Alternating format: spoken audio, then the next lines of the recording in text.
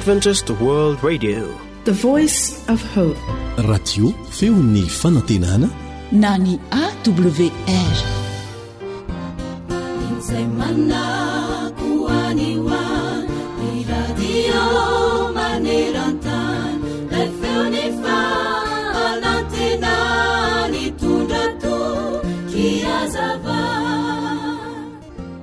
Ny zavatra tsara dia ho tonga amin'izay mino, ny tsaratsara kokoa dia ho tonga amin'izay mahandry, fa ny tsara indrindra kosa dia ho azon'izay tsy mandao na miala mihitsy amin'Andriamanitra.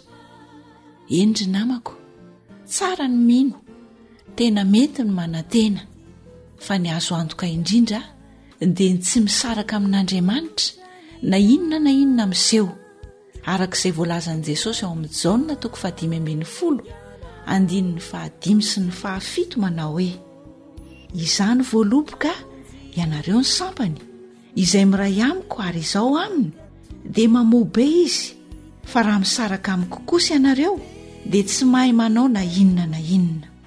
Raha miray amiko ianareo ka mitoetra ao anatinareo ny teniko dia angatao izay tianareo na inona fa ho tonga aminareo izany. Amen. Miteny ny Baiboly hanisan'andro mofonaina, rasoao am-pofazamalaina, fatomotrany andro izao.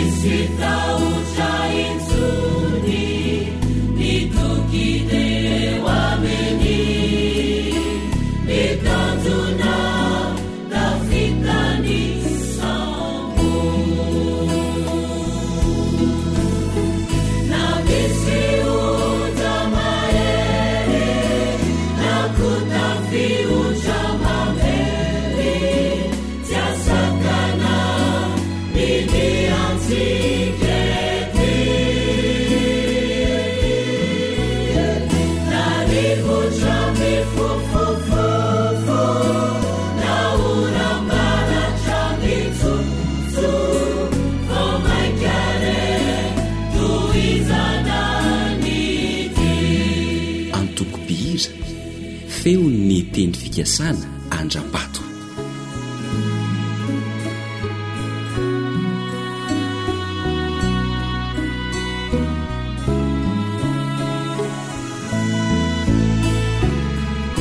Zay lay onja ny fanantenana.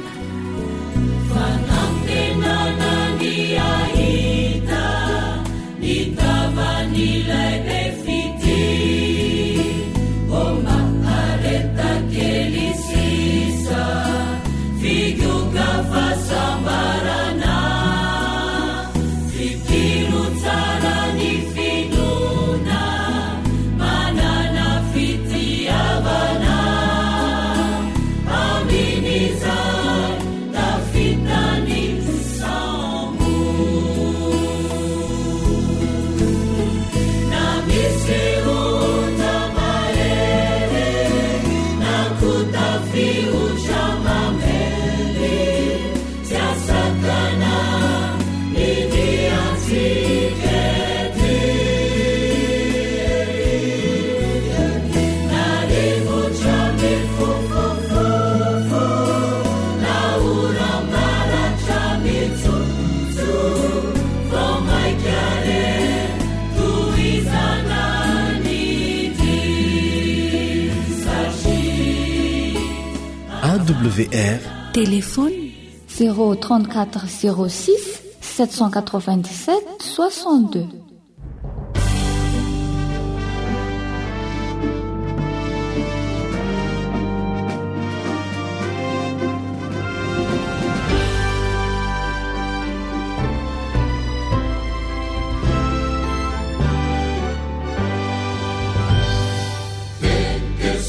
afi irasituri Jesusi uavija siwelituni agambangani Jesusi uavija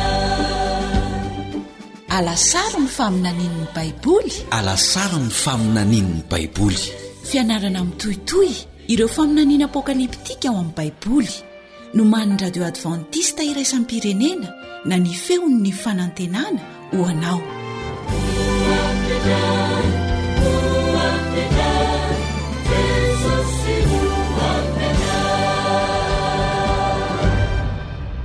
manasanao anaraka famelabelarana ratsoratra masina atolotry ny foiben'ny radio advantista iraisam-pirenena na ny awr no man'ny kamiotomanina filoalefitry ny awr namanao Elion Andre Mitantsoa no anolotra izany amin'ny teny malagasy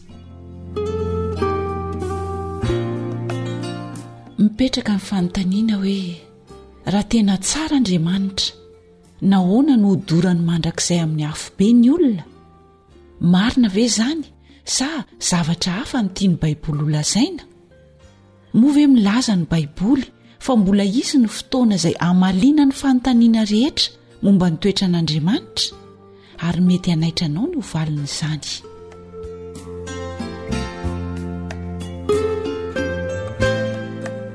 dia faly miarabanao tonga soa eto amin'ny alasaron'ny faminaniany baiboly ny mpiara-mianatra ny tenin'Andriamanitra aminao Elion Andre Mitantsoa ny alasarony faminaniany baiboly izay hinoko fa mitondra antsika ao anatin'ny fandalinana ny tenin'Andriamanitra ny afatra alefan'Andriamanitra dia natao an'ny olona rehetra tsy misy ankanavaka isika olombelona no nametraka an'izao karazana antoko samihafa izao ampiavaka antsika na amin'ny lafiny ara-politika na amin'ny lafiny ara-pivavahana na amin'ny fikambanana samihafa tsy hanomezantsiny anizaniza izany fa tianay kosa ny manamafy fa Andriamanitra dia mijery anao tsirairay mijery antsika tsirairay ary tsy afaka mentehitra nizaniza na amina fikambanana na amina olona na mpitondra fivavahana ianao ny amin'ny famonjenanao zava-dehibe ry izay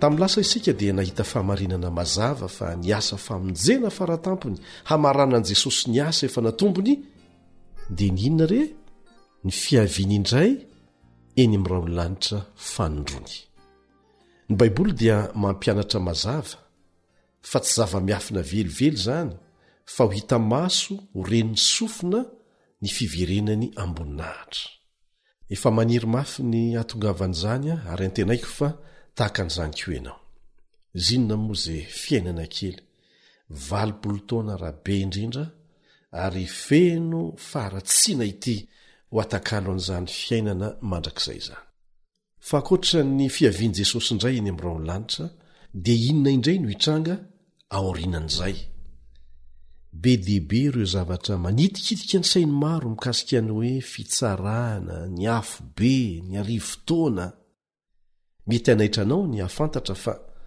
ny akabiazany foto-kevitra kristianina momba ny afobe amin'izao fotoana izao dia mba fantatrao ny aingy avy tamin'ny angano grika izay tsy misy ifandraisany amin'izay lazain'ny baiboly izay ingeny mahatonga ny tenin'Andriamanitra ao amin'ny apokalipsy 1:7 manao hoe sambatra izay mamaky sy miaino mety tsy afaka mamaky ianao fa afaka miaino ny teny ty faminaniana ity ka mitandrina izay voasoratra ao anatiny fa atombotra ny andro tsy afaka miteny ianao hoe aka zany nampianarina anaiko izay no nahazatra anay fa mba ekeo amin'izay maha-izahay anay izay tsy izay dia manentana antsika foana mba hanao tahaka ny reponina ao Beria ao amin'ny Asin'ny Apôstôly 7:10 na ny apôstôly Paoly sy ny namany aza no nitory tamin'izy ireo dia lazainy mazava tsara ao amin'ny dikateny iombonana eto Madagasikara ny tena mazava ny dikateny manao hoe izay rehetra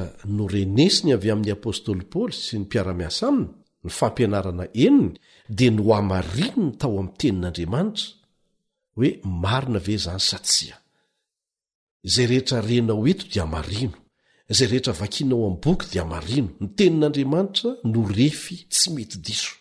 Efa nianarantsika teto fa misandoka ny fahamarinana rehetra Satana.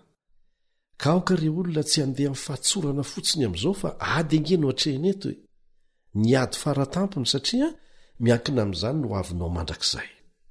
Melohan'ny hidirantsika amin'ny famelabelarana manaraka dia tianay foana ny manentana atsika mpiaino, indrindra fa isika izay voazonga mba no manaraka n'ity fandarana ity fa mbola azonao atao tsara ny miaino ireo fandarana efa nandeha teo aloha amin'ireo adresy izay averimberina eto. Misy amintsika milaza hoe somary mavesatra le mamaky azy amin'ny Facebook na ny YouTube na ao anatin'ny internet dia fa azonao atao indray zany ny miditra ao anatin'ity adresy ity ho an'izay tsy manana an'izay fahafahana izay ao anatin'ny page Facebook Feo Fanantenana. Zay no anarany Feo Fanantenana. Rehefa tafiditra ao ianao dia angatao fotsiny hoe te hiaino ny fandarana alasaro ny faminaniana dia isokatra ho azy eo ambany eo ny safidy ahafahanao miaino an'izany. Ny tena tsara dia telechargena aloha, zany hoe alaina aloha tafiditra ao anatin'ny telefonina lay fandarana izay ianao vao miaino dia ambany dia ambany amin'izay fotoan'izay ny sarany. Mbola hanazava ny fomba hafa ahafahanao manamora an'izany ny namana teknisiany eto amin'ny radio Adventista maneran-tany. Fa ny tanjontsika dia izao mahafantatra ny marina araraoto ny fahafahana mbola miaino an'izany satria tsy maintsy ho avo ny fotoana zay ny voalaza ny faminaniana ao Baiboly, tsy maintsy ho avo ny fotoana izay hanakanana atsika tsy ho afaka miresaka an'izany intsony. Ary voalaza ny tenin'Andriamanitra fa amin'izay fotoan'izay dia ho tanteraka raha-baky teny izay voalaza ao amin'ny Amosa 4:12. Amosa 4:12 manao hoe ary ivembehana hatrany amin'ny ranomasina ka hatrany amin'ny ranomasina ny olona, hatrany amin'ny avaratra ka hatrany amin'ny atsinanana, eny ivezivezy hitady ny tenin'i Jehovah izy nefa tsy ahita. Ka raharoto fa izao ny fotoana mety. Manasanao ary hiaraka hivavaka amiko aorianan'izay dia iresaka mahakasika ny loha hevitra hoe ny fandravana isika. Ray any an-danitra, mpanjaka an'izao rehetra izao, foaniny mahizao aho satria tsisy ilanan'izany, fa fenoy ny fanahinao masina kosa satria teninao no toriana. Midiranao zahay, maniry hahafantatra ny teninao, maniry ny hahafantatra ny marina, fantatray fa tianay ianao, ary nanolotra ny zanaka ho faty ny soloanay, misaotra noho ny fitiavanao be dibe izay nanao mpilanina amin'ny jenanay, amin'ny anaratsoa sy maherin'i Jesosy.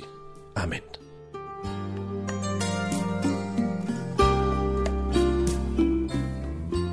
Eto am-panomboana dia hitondranao an'eritreritra any amin'ny faritra anjakan'ny dahalo izay antsoina koa hoe faritra mena aty Madagasikara.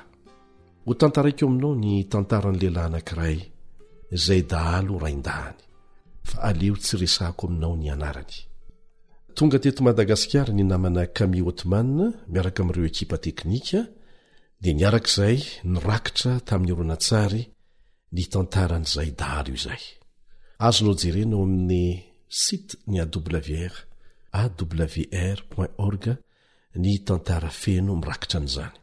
Ity jiolahy ity dia nampiorooro na vita eloka be vava maro hatramin'ny famonoana olona tahaka ny dahalo rehetra. Dia nandositra sy ny hery matetika tany anaty ala izy no ny fanenjeny mpitandro filaminana azy. Tsy tiany izany kanefa tsy maintsy nataony, ary natonga azy ny teny rehery tahaka an'izao indray mandeha hoe ety izaho tahaka ny biby, mandositra ny olombelona tahaka aty anaty ala ty. Tahaka n'ilay zanak'adala dia nanapa-kevitra izy fa hiverina, hivoaka hivelan'ny ala ny afenany. Dia niditra tao amin'ny fiangonana anankiray, fiangonana Adventista izy io, mitandrina ny andro 7. Ny mpitarika tao amin'izany fiangonana izany dia nanasa azy io tonga hatrany hatrany, ary nanome toko fa hivavaka ho azy. Rehefa reny anefa fa tonga indray ny tafika, ny zandary, hisambotra ny dahalo dia lasa niverina tany anaty ala indray izy. Fa tsy misaraka amin'ny radio kely, tsy misaraka amin'izany isy henony vaovao, izay hany fitaovana tokana ny fandraisany tamin'ny any ivelan'ny ala. tena nampazoto azy tokoa nandefa sy ny aino an'izany radio keliny zany. Io ny manala fanginana azy ihany. Dia nandrean'ity onjam-peo ny radio adventiste iraisam-pirenena ity izy amin'ny teny malagasy. Dia nahaliana azy ilay izy, voatazona teo izy, ary namelombelona ny fanantenana tao anatiny izany. Satria reny tao fa ilay Andriamanitra izay namorona azy dia tsy mandatsa fa miandry azy, na manahoana ny fahotany dia afaka mandray azy hamela ny elony ary hanome azy fiainana vaovao. Dia nahazo fanantenana izay tsy hitany hatramin'izay izy. Hay ve misy an'izany hoy izy? Nampihetsi-po azy ireo teny reny dia nanomboka tia n'Andriamanitra mangina izy, izay afaka mamela eloka ny mpanota tahaka azy ary afaka manafaka azy amin'ny gejany fahotana.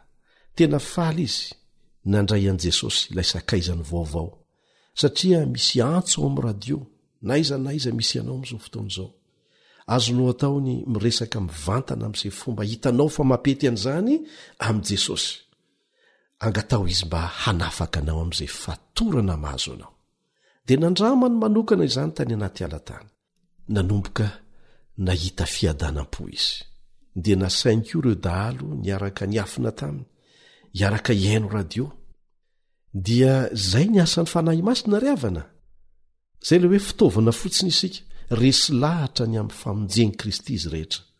Tsy natahotra miaramila sy zandaritsony fa nanapa-kevitra ny voaka ny ala dia nangataka ny atao batisa tao amin'ny fiangonana Adventista. Ankehitriny izy dia tonga olona afaka ao amin'i Jesosy. Dahalo sady mpamonon'olona izy taloha, kanefa tonga mpitoro ny filazantsara ankehitriny. Lasa nataon'ny olona hoe apôstôly no anarany ao amin'ny tanàna misy azy, satria tsy vitany hoe mitoro ny filazantsara izy, fa nampiasainy hanasana ny olona manodidina azy iain'ny fandaran'ny AWR, ilay radio kely na lalàn'ny fahamarinana tany anaty ala. Nanova tanteraka ny fiainany tenin'Andriamanitra. Dia ity tenin'Andriamanitra irahantsika mandre sy mandalina ity. Ry namako, miaina ao anatin'ny faran'ny tantaran'ny tany isika. Izao fiainana izao dia manakaiky ny fiafarany. Miorooro izao tontolo izao ifidaraboka. Mila mahafantatra ny marina ny olona rehetra.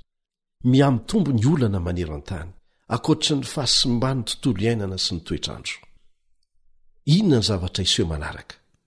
Raha izao ny olana miseho androany.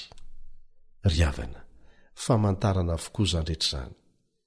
Iverina tsy ho ela Jesosy. Ianarantsika ao amin'ny Baiboly fa tsy manana afa-tsy fotoam-pahasoavana fo isika mandritra n'izao fotoana havelomantsika izao.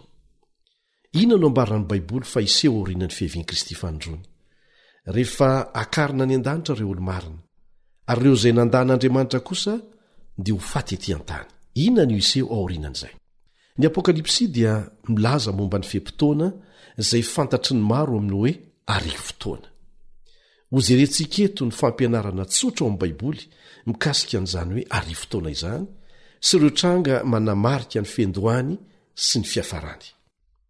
Izao no lazain'i Jesosy eo amin'ny Apokalipsy 2:7 ampitainy amintsika tamin'ny alalan'ny Jaona mpaminany. Apokalipsy 2:7 Arindro avafaingana. Avafaingana. Sambatra izay mitandrina ny teniny faminaniana amin'ity boky ity. Tsy tian'Andriamanitra hitoetra amin'ny tsy fahalalana mantsy enesika. Tsy maintsy ataony izay halalan'ny olona rehetra ny marina, tsy misy fangarony. Zany no hevitr'ireo anjely telo voalaza ao amin'ny Apokalipsy 4:7 izay maneho ireo mpitoro ny filazantsara mitondra amin'ny fomba aingana an'izany maneran-tany. Zany no antony ampiasan'ny radio AWR, le radio Adventiste iraisam-pirenena, teny pirenena mihoatra ny 300. Ho fanatanterana arabaky teny izay voalaza ao amin'ny Apokalipsy 4:7 manao hoe ho toriana amin'ny foko-pirenena sy ny samy hafafiteny ny filazantsara. Jehovah Andriamanitra mihitsy no miantoka ny fanoratana sy ny fiarovana n'io tenin'io. Fitaovana ihany ny mpaminany sy ny apôstôly. Ary mbola Jehovah Andriamanitra no miantoka ny fampelezana an'izany, mba hahaizan'izay rehetra maniry halala izay voarakitra ao anatiny. Ary na dia miezaka manao ny fomba rehetra aza Satana hanodinana ny marina, dia tsy maintsy ho tonga amin'ny fahalalana ny marina zay rehetra maniry ny ahitan'izany amin'ny fony rehetra, na iza izy na iza, na aiza izy na aiza. Tsarovy fa ny baiboly ihany no manazava ny tenany rehefa mianatra an'izany sika. Izy no manome ny dikan'ireo marika ampiasainy. Tsy mila mamina viana intsony sika. Miangavy ianao zahay, azo dia tsy hita ireo fahamarinana izay toa tsy nahazatra anao angambatra amin'izay. Tsy maninana izany. Ny olona rehetra dia mampitombo ny fahalalana.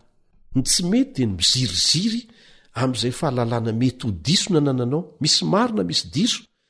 Ny tenin'Andriamanitra anie ny resahany. Tsy afaka manala tsiny ny tenanao na tren'Andriamanitra amin'izany fomba izany ianao, satria ny fahamarinana avy amin'Andriamanitra dia hijanona ho marina mandrakizay. Fa isika ny tsy maintsy miova hanaraka an'izany raha tiantsika ny hifanaraka aminy, hifanaraka amin'ilay Andriamanitra namorona sy namonjy antsika. Rehefa mianatra an'ireo fahamarinana omeny voapirofo mazava tsara ao amin'ny teniny, dia aza manala ny ampahany ihany koa. Satria hoe tsy azo ampiarina izany fa alao aloha ty tsy resahana. Na koa manampy izay voalaza ao anatiny avy amin'ny hevintsika manokana. Samy tsy mety izany. Tsy ahasoantsika izany. Dia misy manao teny tsotra fotsiny hoe ka tsy ho tanteraka tsinona ka inona moa ny resahana an'izany. Tsy ho vitako ny manaraka azy.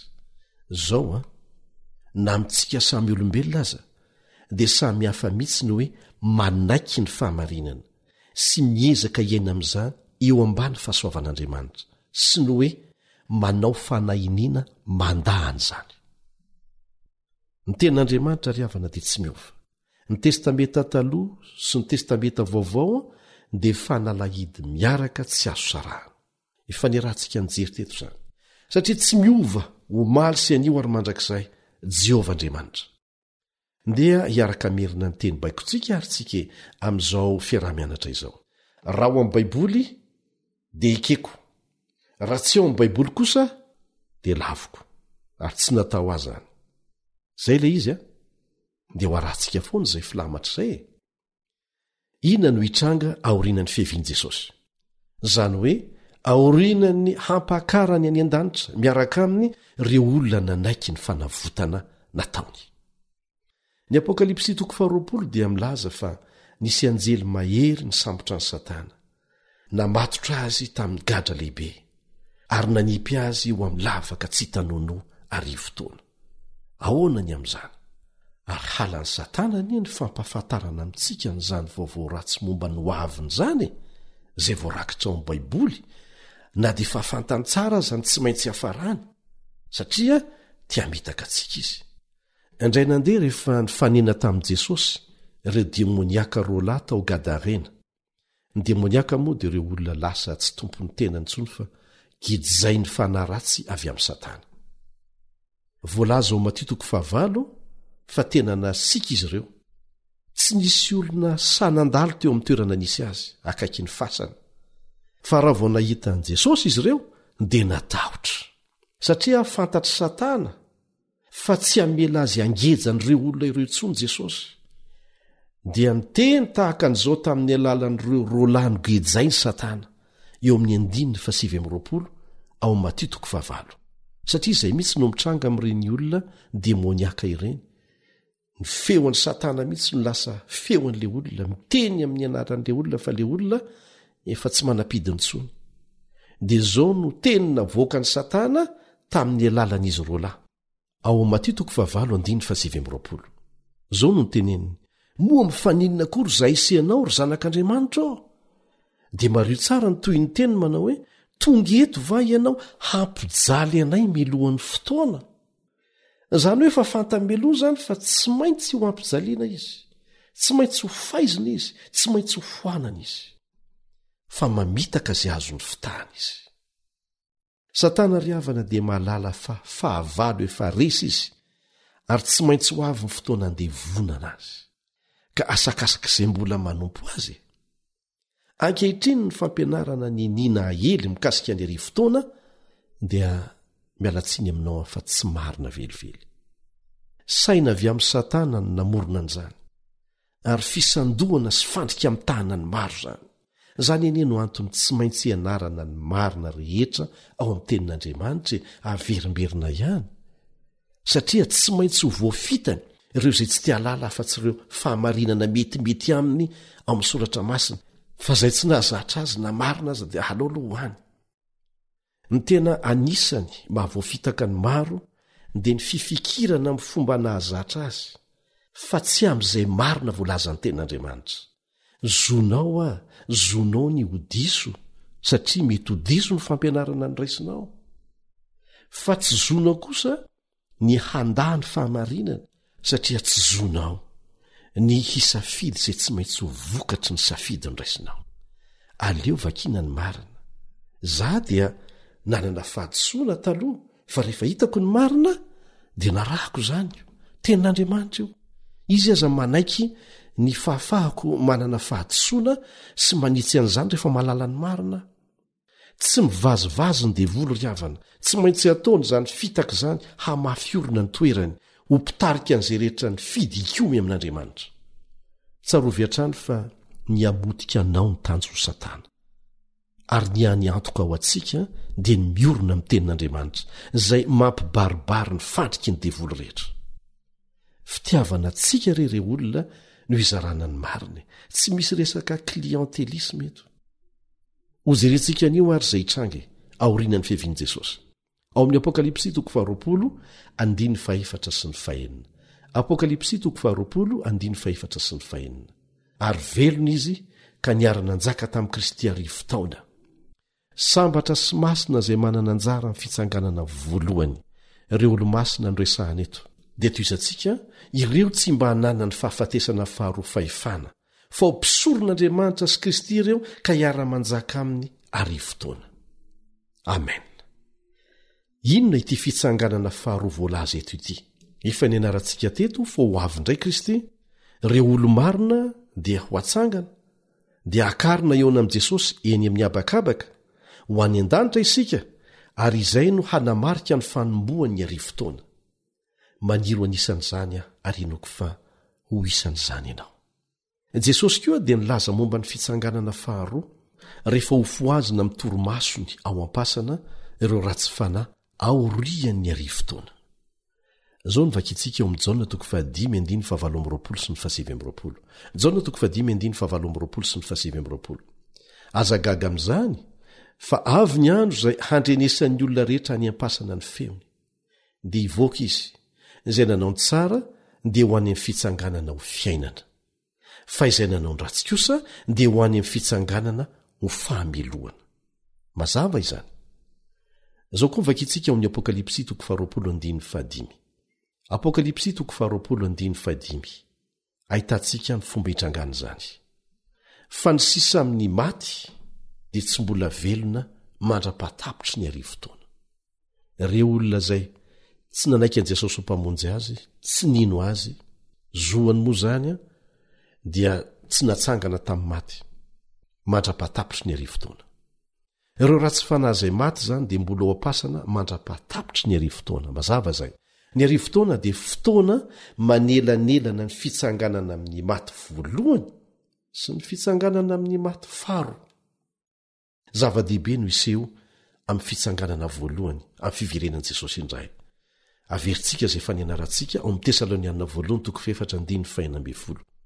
Tesalonianina 2:4-5.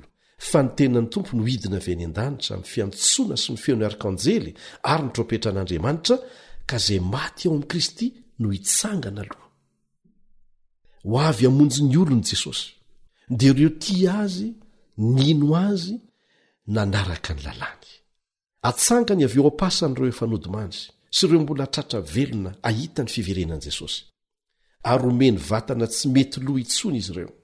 Famerenana izay efa nianarantsika teto ihany izay. Zao ny vakitsika eo amin'ny Korinthianina 2:12-15. Korinthianina 2:12-15. Indro zava-miafina no ambarako aminareo. Tsy hodimandry avokoa isika rehetra, fa vetivety toy ndray mpimaso rehefa maneno ny trompetra farany dia hovana isika rehetra, fa ho tsofina ny trompetra ary ny maty atsangana tsy ho loha intsony. Izany hoe tsy mety simba. ao amin'ny Tesalonianina faharoa toko faharoa andiny favalo, Tesalonianina faharoa toko faharoa andiny favalo, dia milaza ny amin'ny anjoana ireo ratsy fanahy amin'ny fiverenan'i Jesosy. Ary dia aseho ilay tena mpandika lalàna zay ho levonin' Jesosy tompo amin'ny fofonay ny vavany ary foanany amin'ny fisehoan'ny fiaviany. Aza donoina izay voalaza ao amin'ny Apokalipsy toko 20:5 zay efa nivakitsika teo dia averintsika indray mandeha hoe ny sisa amin'ny maty dia tsy mbola velona mandrapatapitry ny arivo-taona. Ireo ratsy fanahy rehetra zany dia mbola maty ety an-tany mandrapatapitry ny arivo-taona. Ho jerentsika nandroitan'ny Baiboly ireo zavatra iseho amin'ny fanomboan'ny arivo-taona. Voalohany, ny fiavian'i Jesosy indray handray ny olony izay hitsanganan'ireo olo-marina efa nodimandry ka hanovany azy ireo hitafy ny tsy fahafatesana. Akariny eny amin'ny rahona ny olona rehetra hitsenan'i Jesosy eny amin'ny habakabaka hiaraka aminy ho any an-danitra. Ireo ratsy fanahy velona kosa dia vonoina amin'ny fiavian'ny tompo ary izay ratsy fanahy efa maty dia mbola maty ihany. Satana dia voatery irenireny amin'ny tany lao aorinan'izay. Zany hoe tsy mbola ho vonoina Satana fa tsy havela hahita zavatra ho atao mandritry ny arivo-taona. Zao no namaritan'i Jeremia ny fahitana ny men'Andriamanitra azy teto tany aoriana kely ny fiavian'i Jesosy ny amin'ny zavatra hitranga. Ao amin'ny Jeremia 10:17. Jeremia 10:17. Ary amin'izany andro zany ny voavonin'i Jehova dia hiampatrapatra hatrany amin'ny farany tany anankiray ka hatrany amin'ny farany koa. Tsy isaonana na angonina na alevina ireny fa ho zezika eny ambonin'ny tany. Eto Jeremia dia nahita fatin'olona mameno ny tany. Tsisy alevina na hitomaniana akory amin'izy ireny. Ny antony dia tsotra. Tsisy velona ho tavely hitomany intsony na hitarika fandevenana satria mandritry ny arivo-taona ny olo-marina dia any an-danitra avokoa, ny ratsy fanahy rehetra dia maty avokoa. Mazava izany. Misy mihevitra fa mbola iso ny famindra-po faharoa mandritry ny arivo-taona. Tsy nilazan'izany aloha ny Baiboly. Milaza nefa ity andalan-teny vakitsika ity fa tsy misy famindra-po intsony. Ny very rehetra dia maty avokoa mandritry ny arivo-taona. Fatin'olona miampatrapatra ny mameno tany. Tsy nisy olona tavela intsony halahelo azy ireo. Ny mpaminany Jeremia ao amin'ny Jeremia 4:17 sy 15. Jeremia 4:17 sy 15 dia manomeny antsipiriany zavatra iseho eto tany mandritry ny arivo-taona. Zao ny vakitsika eo amin'ny 17. Nojereko ny tany ka endro tsy nisy endrika izy sady foana ary ny lanitra koa ka endro tsy nanana fahazavana izy. 15. Nojereko ka endro tsy nisy olona ary ny voromanidina rehetra dia fa nandositra. Ndeha ho jerentsika indray ny Isaia 4:17 sy 17. Isaia 4:17 sy 17. Atao foana dia foana ny tany ary ho baboina dia ho baboina tokoa izy fa Jehova no efa niteny. 17. Rava dia rava ny tany, mitresaka dia mitresaka ny tany, miorooro dia miorooro ny tany. Ireo andinireo dia maneho sary mazava ny amin'ny faharavana hitranga eto tany. Ny Baiboly dia maneho an'izany amin'ny endriky ny lavaka tsy tanoanoa hamatorana ny devolo mandritry ny arivo-taona. Zao ny vakitsika ao amin'ny Apokalipsy 20:1-7 miresaka an'izany. Apokalipsy 20:1-7. Ary hitako fa indro nisy anjely nidina avy tany an-danitra nanana fanalahidiny lavaka tsy tanoanoa sy gadra lehibe ny an-tanany dia nisambotra ilay dragona izy. Iza ilay dragona resahana eto? Ilay menarana ela dia volo Satana izany. Dia zao ny toy ny teny ka namatotra azy arivo-taona dia nanipy azy ao any amin'ny lavaka tsy tanoanoa ka nanidy izany dia nanisy tombo-kasety eo amboniny. Raha ampitahana ireo teny rehetra ireo dia hitantsika fa ny lavaka tsy tanoanoa dia ny tany mitritra vokatry ny fikorotanana tsisy hazavana tsisy ninina maizina tanteraka ny tany tsy misy velona tsony. Ilay dragona na Satana dia avela ho eo tsy misy ninina azo ny atao. Zao ny vakitsika ao amin'ny Apokalipsy 20:7. Apokalipsy 20:7. Mba tsy amtany firenena maro intsony mandra-pahatapitry ny arivo-taona ary rehefa afaka izany dia tsy maintsy hovana kelikely aloha izy. avela eo zany izy io ny fotoana ahatserovan'ny satana ny asa ratsy vitany sy ahitany ny vokatra zany. Afatotra ao anatin'ny lavaka izy, tsy afaka hanohy ny ratsy fanaony tsony, tsisy olona velona ho hitany tsony, tsy afaka mitaka nizaniza itsony izy satria ireo ratsy fanahy dia mbola ho faty ety an-tany ary ny olo-marina dia any an-danitra. Satana irery sisa sy ny anjeliny tsy rojo vy ny gadra matorana azy eto an-tany fa ho gadrainy ny toe-javatra izy.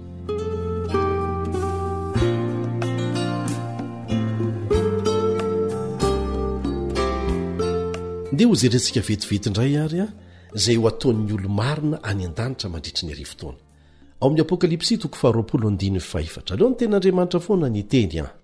Apokalipsy 2:4 ary nahita seza fiandrianana maro aho ary nisy nipetraka teo amboniny ary nomena fahefana itsara izy ary hita kokoa ny fanahin'izay nitapahan-doha noho ny filazanan'i Jesosy sy ny ten'Andriamanitra sy izay rehetra tsy niankohaka teo anolohan'ny bibidia na teo anolohan'ny sariny ary tsy nandray ny marika eo amin'ny andriny na eo amin'ny tanany.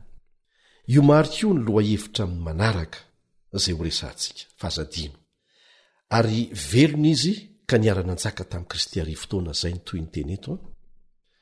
Io fitsarana andraisan'ny olona masina anjara io dia atao any an-danitra mandritry ny arivo-taona zany. Ijery teboka vitsivitsy isika ny amin'ny fitsaranany marina sy ny tsy marina. Efa voatapaka ho mandrakizay ny anjaran'ny olona rehetra talohany natongavan'i Jesosy araka ny voalaza ao amin'ny Apokalipsy 2:12 manao hoe indro afaingana aho ary eto amiko mifamaliko ny olona rehetra araka ny asany. Izay no mahatonga an'ilay hoe hisy voavonjy, hisy ny very arakaraka ny safidiny tsirairay. Efa nomena ireo nanapa-kevitra ho mpanaradia sy ny joro mahatoko taminy ny valosoa. Nomena Andriamanitra azy dia ny fiainana mandrakizay. Ka inona indray ary zany ity fitsarana ity? Voalohany, io fitsarana io dia tsy mikasika an'ireo olo-marina izay voavonjy. Faharoa, ity fitsarana ity dia natao ho an'ireo ratsy fanahy irery izay maty mandritry ny arivo-taona. Zao ny vakintsika amin'ny Apokalipsy 2:12. Apokalipsy 2:12 ary nahitany maty aho na ny lehibe na ny kely tsangana teo anao seza fiandrianana no velarina ny boky ary nisy boky ray koa ny velarina dia ny boky ny fiainana izany ary ny maty dia nitsaraina arak'izay zavatra voasoratra tao anatin'ny boky araka ny asany. Tsy hoe ho atsangana avy amin'ny maty izy dia entina ny an-danitra dia anoloana ny seza fiandrianana fa fomba entina manazava amintsika ny toe-javatra hitranga any an-danitra izany mandritra ny arivo-taona. Reo any an-danitra dia ahita amin'ny atsipiriany ny antony na tonga ny olona ho very. Io ny tena antony efa fantatra fa very fa ilay fitsarana dia hanapirofo amin'ny olona rehetra izay any an-danitra ireo izay nyvonjena fa manana ny rary ny Andriamanitra eo amin'ny fitsarana izay nataony. Fahatelo ny fitsarana dia hanapaka ny alehibeany sazy ho an'ireo izay very miaraka amin'ny Satana sy ny anjeliny ary hanazava ny antony na very ireo olo tiantsika sasany. Misy olona izay veritsika fa tena tokony ho tonga any malaza tena namirapiratra tetỳ an-tany kanefa tsy ho hitany dia hazava amintsika hoe fa ahoana ny antony. Ary farany ny tanjon'ity fitsarana ity dia ny amongotra ny olona ny fahotana mandrakizay.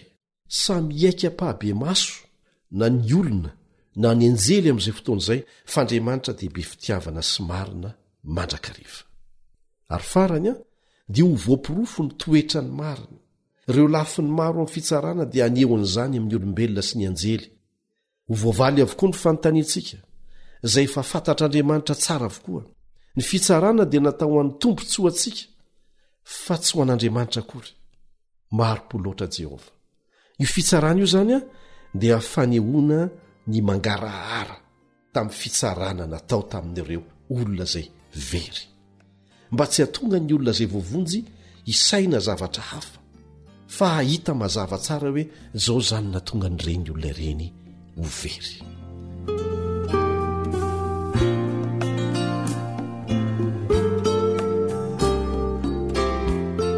Ho fitiantsika vetivety ary ireo tranga iseho mandritry ny arivo-taona. Any an-danitra ny olo-masina hitsara ny ratsy fanahy hanamarina ny antony nahavery azy ireny. ho rava sy ho feno aizipito kosa ny tany. Tsisy olona ho velona intsony ety an-tany, fa Satana sy ny anjeliny kosa dia voatery hijanona eto. Tsy afaka hanao na inona satria tsisy olona azo ny fitahana intsony. Hijery ny vokatry ny asa ny sisa no azony atao.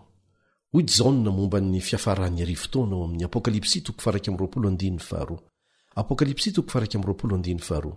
Ary nahita aho fa indro ny tanàna masina dia Jerosalema vaovao nidina avy any an-danitra tamin'Andriamanitra, voaomana tahaka ny ampakarina efa miaingo eo na mivadiny.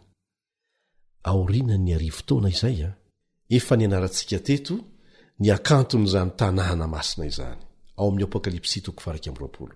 Fantatrao ve fa nambaran'ny Baiboly antsika ny toerana ametrahana ny tanàna masina eto an-tany aorianany arivo-taona?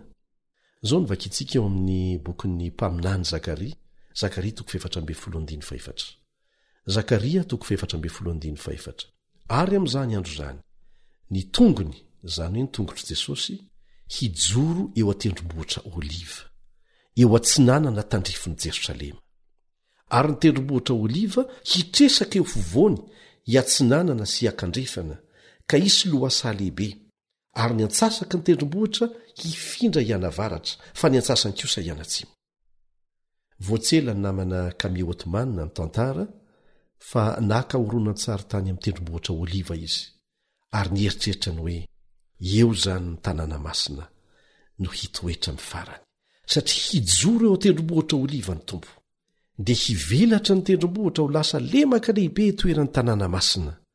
Marivy fa ny fiavian' Jesosy fanitelony zany, fiavian' Jesosy fanitelony dia amin'ny fiafaran'ny arivo-taona hiaraka amin'ireo olona voavitra rehetra. Hoy ny voalaza ao amin'ny Zakaria 4:15. Zakaria 4:15. Ary ho avy Jehovah Andriamanitro mba amin'ny masiny rehetra momba azy. Dia toizantsika eo amin'ny Apokalipsy 20:7 zany. Apokalipsy 20:7. Dia hovahana Satana ho afaka ao amin'ny tranomaizina ny toerany. Hovahana amin'izay Satana. Dia tadidio koa fa ny fananganana ny ratsy fanahy dia atao amin'ny fiafaran'ny arivo-taona. Satana zany hovahana ny ratsy fanahy vela hitsangana Jerosalema vaovao hidina avy any ambony. Zay le sary. Dia zao mivakitsika eo amin'ny Apokalipsy 20:9. Apokalipsy 20:9. Ny sisa maty dia tsy mbola velona mandra-pahatapitry ny arivo-taona. Zay ho atsangana amin'izay zany izy aorianany arivo-taona. Andriamanitra anao nangana ny ratsy fanahy fa tsy afaka anao an'izany akory Satana. Ho atsangana izy ireo mba ho ampahafantarina azy ny antony nahavery azy sy ireo didim-pitsarana mifanitsy amin'izany, arak'izay fa voasoratra hoe araka ny asany. Zay ho tsaraina araka ny asany. Ny fotoana nanganana ny ratsy fanahy io dia hifanitsy amin'ny fotoana hamahana ny Satana amin'ny fihiboana izay natao azy ela dia ela. Novana migadra namatorana azy izy. Ho ararotony Satana zany mba hamitahana an'ireo ratsy fanahy natsangana, mba hanafika ny tanàna masina ono, hanongana ny seza fiandranan'Andriamanitra ono. Mandritra n'izany dia aseho an'ny Satana fa tsy niova fo mihitsy any izy. Zao ny voalaza ao amin'ny Apokalipsy 20:9. Apokalipsy 20:9. Hivoaka izy, Satana zany dia mitaka ny firenena eny amin'ny vazantany efatra, dia goga sy magoga mba hanangona azy ireo ho any amin'ny ady, tahaka ny fasiky ny ranomasina nisany. Zany hoe rehefa tsangana amin'ny maty ireo olona ireo dia izay indray ny karazana firenena izy, goga sy magoga, dia mbola mitaka azy ireo faraparany ray Satana hanafika ny tanàna masina. Satana sy ny mpanaradia azy dia hiezaka haka ny tanàna masina. Arak'izay voalaza ao amin'ny Apokalipsy 20:7. Apokalipsy 20:7 manao hoe ary niakatra namaky ny tany izy dia nanodidina ny tobiny olona masina sy ny tanàna malala, ary nisy afo nidina avy any an-danitra ka nandany azy. Zay ny zavatra hitranga manaraka. Ho voafitaka indray zany ny olombelo rehetra natsangana tamin'ny maty, satria amin'ny fotoana indrindra hitarian'ny Satana azy ireo hanafika ny tanàna masina izay hidina avy any an-danitra, dia amin'izay indrindra no andringanana azy ireo amin'ny afo mandevona. Ry havako, ry mpiara-mianatra amiko, aiza ny tokony hisy ny anarako raha te handositra n'izany afo zany aho? Zao ny valiteny mazava ao amin'ny Apokalipsy 20:9. Ary raha nisy tsy hita voasoratra teo amin'ny bokyny fiainana dia natsipy tany amin'ny fariafo izy. Eny, iritsika, iriko, ny ahita ny anarantsika voasoratra ao anatin'io bokyny fiainana io. Amen. Inona ny tokony ataonao ary amin'izao fotoana izao mba ahitana ny anaranao ao anatin'io boky io? Mba ahitako ny anarako ao anatin'io boky io? Ilainao ny mandray ny famonjena nataotry Jesosy ianao amin'ny finoana sy maneho ampahabe maso ny fahavononanao iandany tanteraka amin'ny tsara amin'ny alalan'ny fanekenao ho atao batisa. Indray nandeha rehefa nitondro filazantsara nanambarany marina rehetra tamin'ny olona ny apôstôly Petera sy ireo apôstôly namany, dia izao ny fanontaniana nataon'ny olona taminy ao amin'ny asan'ny apôstôly 2:7-30. Dia leo amin'ny tapany faharoa ndraisitsika. Asan'ny apôstôly 2:7-30 tapany farany. Ry rahalahy, inona no ataonay? Zay no antsoantso nataon'ny olona. Inona no ataonay ary? Maro amintsika koa amin'izao fotoana izao hinoko no mametraka izany fanontaniana izany. Dia izao ny valiteny nataon'i Petera eo amin'ny 9:30. Mibeba, ary eo ka samy atao batisa amin'ny anaran'i Kristy ianareo rehetra, mba hahazo famelana ny elokareo, ary ianareo handray ny fanomezana dia ny fanahy masina. Zay ny torohevitra, tsy avy amiko izany, fa avy amin'ny tenin'Andriamanitra, fa izaho koa mba mianatra ohatranao. Ny hoe mibebaka dia fahavononana hiala amin'ny fanao ratsy rehetra, fahavononana hiala amin'ny ratsy izay niainana taloha, ary fanapahan-kevitra hiaina amin'ny fiainana vaovao.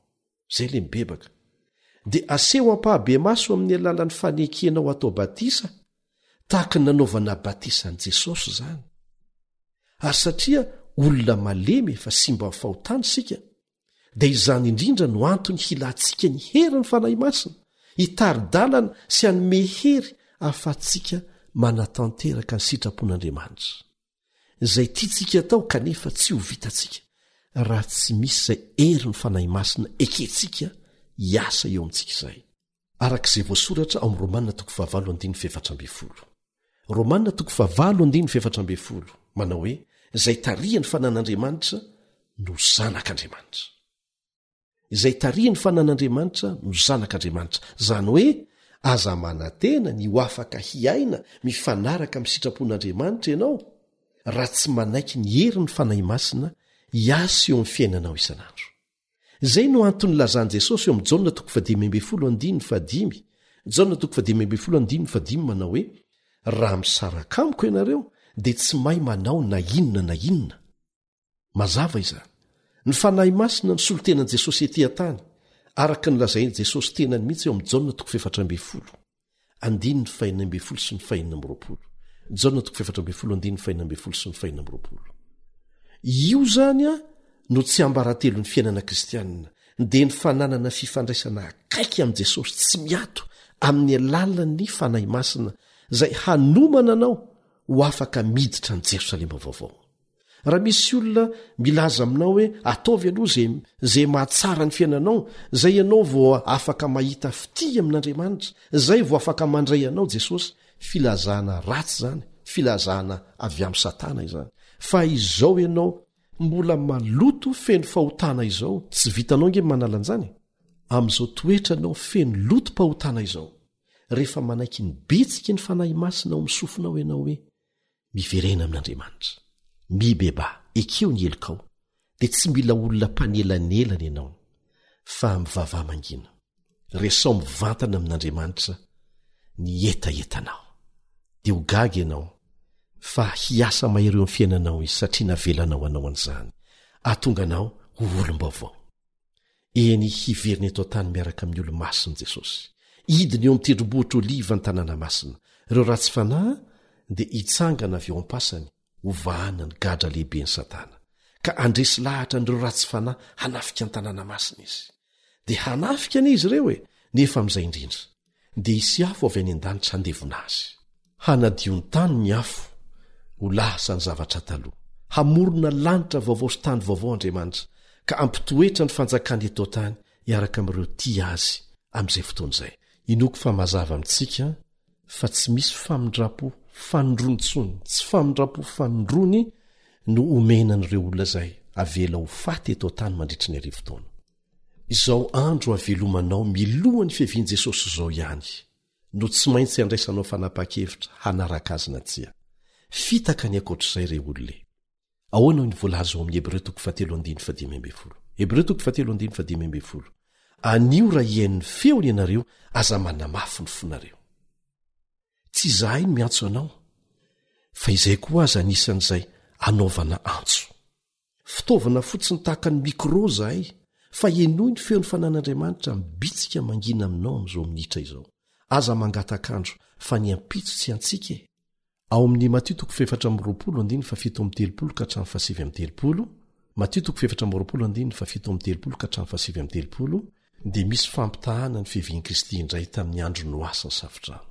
Fantatsika fa tsy nahazo famindrapo fanondromy hiditra ao anaty sampy fiara ireo olona izay tsy nanakiditra tao. Zao ny voalaza eo amin'ny 7.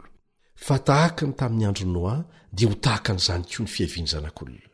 Fa tahaka ny tamin'ny andro fony tsy mbola tonga ny safodrano, ny hinana sy nisotro ny olona, napaka-bady sy namoaka ny ampakarina, mandra-piavy ny andro izay nidira Noa tao amin'ny sampy fiara, ary tsy fantany mandra-piavy ny safodrano izay nandringana ny olona rehetra dia ho tahaka izany ny fiaviany zanak'olona.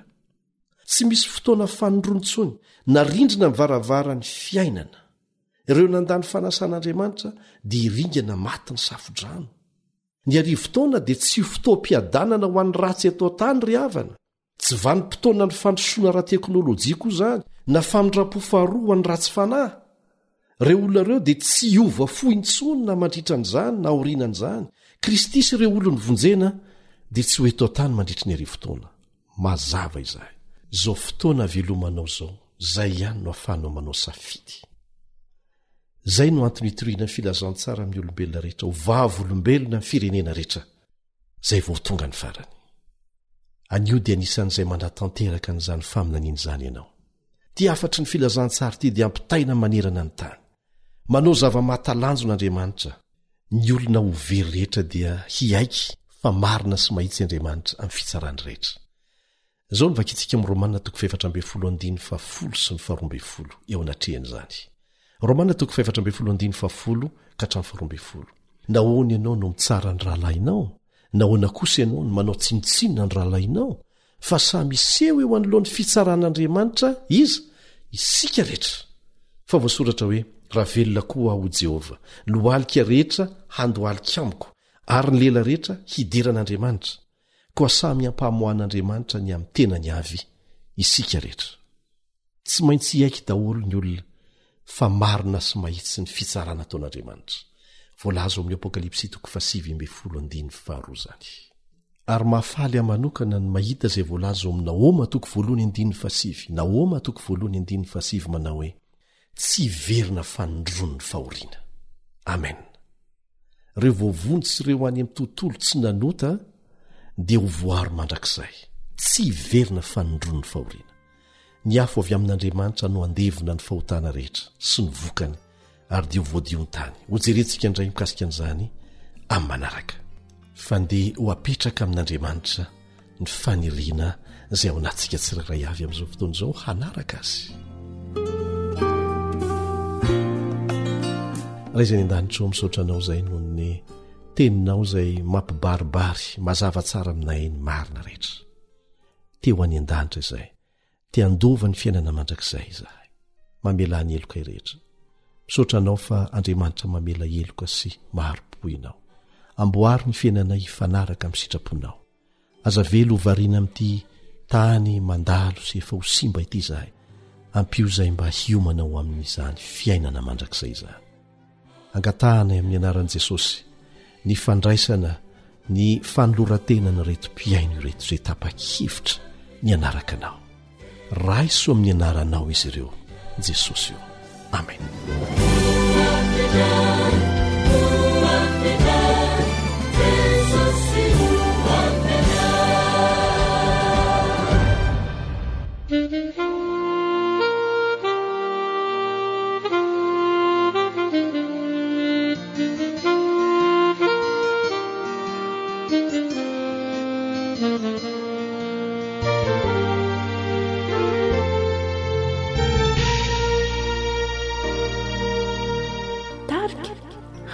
Kristy. taona maro lasa nefa nandrenesanao nafantaranao fa Jeso de miantso anao nefizany hatramizay tsy mba nampiraiky anao naleonao nanao ny tsy fanao androany de miverina minao indray ilay feo izay fandrenao hatrizay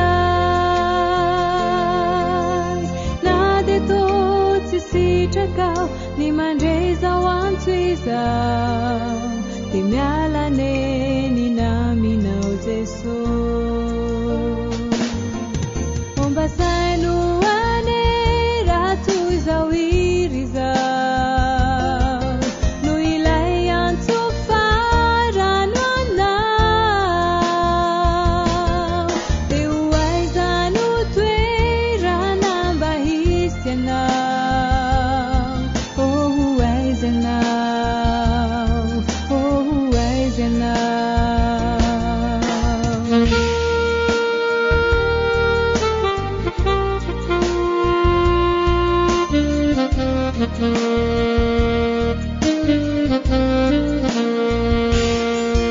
izo fiainana zay ankafizinao izao vetivety de hofonganarikolao kotsy aleonao ve miaraka aminy Jeso azo amtokany asambaranao misy fetrany efa midrampony kude ararao ty de mizao omba saino ane rato izao iry zao no ilay antso farano anao de hoaizano toerana mba hisy anao oh hoaizanao oh hoaizanao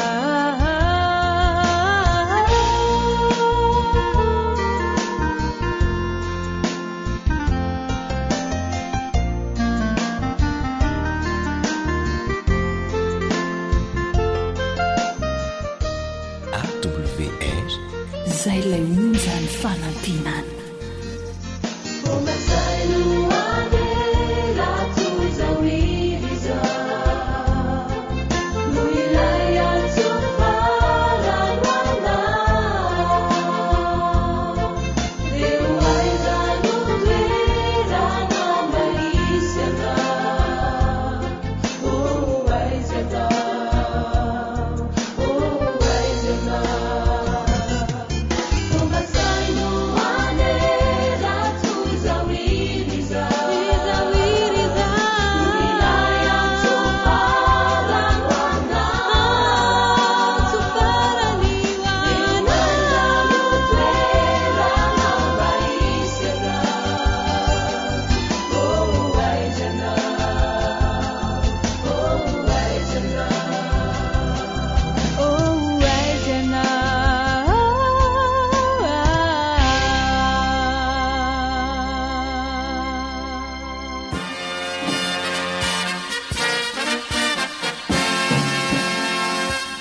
Adventist World Radio. The Voice of Hope. radio femon'ny fanantenana ny farana treto ny fanarahanao ny fandaharan'ny radio feo fanantenana na ny AWR amin'ny teny malagasy azonao ataony mamerina miaino sy maka mahimaimpona ny fandaharana vokarinay amin'ny teny pirenena mihoatriny 100 amin'ny fotoana rehetra raisoaryn'ny adresy ahafahanao manao izany awr.org na feo fanantenana.org